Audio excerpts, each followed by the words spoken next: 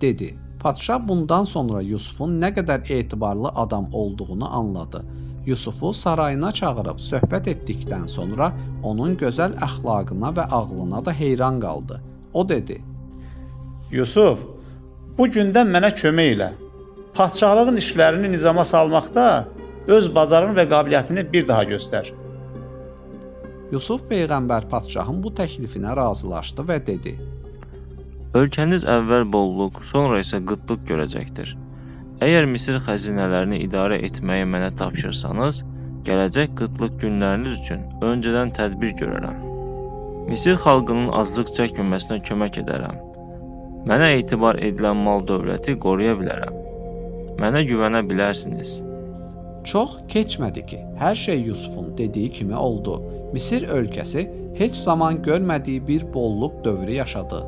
Nil çayı aşıb daşdı, zəmilər bol məhsul verdi. 7 il tamam olduqda isə Misir ölkəsində heç zaman olmayan qıtlıq və quraqlıq baş verdi. Amma buna baxmayaraq Misir xalqı bunu hiss etmədi.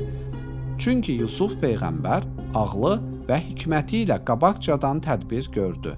O böyük anbarlar tikdirib onları buğda və başqa ərzaqlarla doldurmuşdu. Misir cəmaatı quraqlığa hazır olduğu üçün bu ağır sınaqdan üzü ağ çıxdı. Onlar aclığın nə olduğunu bilmədilər. Quraqlıq və qıtlıq təkcə Misirdə olmadı. Bu bəla başqa ölkələri də bürüdü. Yusufun ata yurdu olan Kənan elində də çörək qəhətə çıxdı. Aclıq başladı.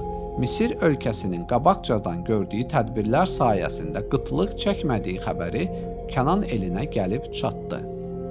Kənanlılar Misirdə bütün ehtiyacı olanlara mal və pul qarşılığında buğda paylanmasından xəbər tutdular.